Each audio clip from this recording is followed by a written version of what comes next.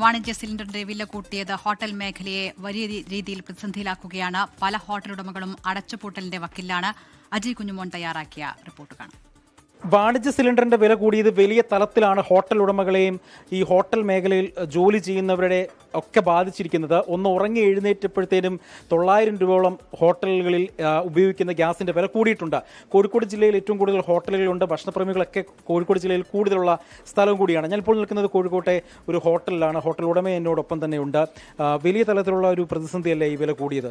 അതെ, അതായത് ഇന്നലെ രാത്രി അവർക്ക് ഗ്യാസിൻ്റെ ടീമിന് പൈസ അയച്ചു കൊടുക്കുമ്പോൾ ഒരു സിലിണ്ടറിന് 2250 ഉണ്ടായിരുന്നുള്ളൂ. ഇന്ന് രാവിലെ എനിക്ക് അവർ വിളിച്ചാൽ ഫോൺ എടുക്കാൻ പറ്റിയില്ല. അപ്പോൾ മെസ്സേജാണ് വരുന്നത്. പിന്നെ അപ്പോൾ മെസ്സേജിൽ പറയുന്നത് എന്താണെന്ന് വെച്ചാൽ 1000 രൂപ ആണ് കൂടിയത്.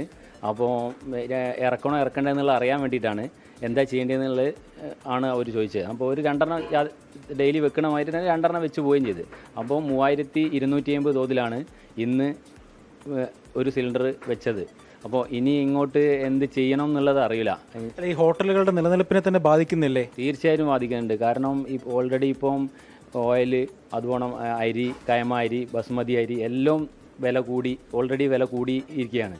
അതിൽ നിന്നാണ് പിന്നെ ഒന്നുകൂടി ഗ്യാസിൻ്റെ ഈ ഒരു വില വർധനവ്. ഈ വിറകടുക്കിലേക്ക് പോകുക എന്നുള്ളത് അപ്രായോഗികമല്ല.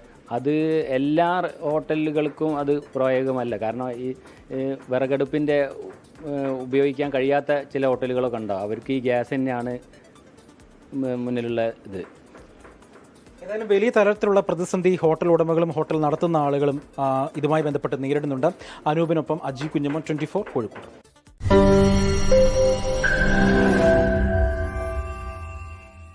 ലോകത്തെവിടെയായാലും ഏത് സമയത്തും 24 വാർത്തകളും ഓഗ്മെന്റഡ് റിയാലിറ്റി പാക്കേജുകളും എക്സ്പ്ലെയിനറുകളും വിശദമായി കാണാൻ ഞങ്ങളുടെ യൂട്യൂബ് ചാനൽ നിങ്ങൾക്ക് സബ്സ്ക്രൈബ് ചെയ്യാം.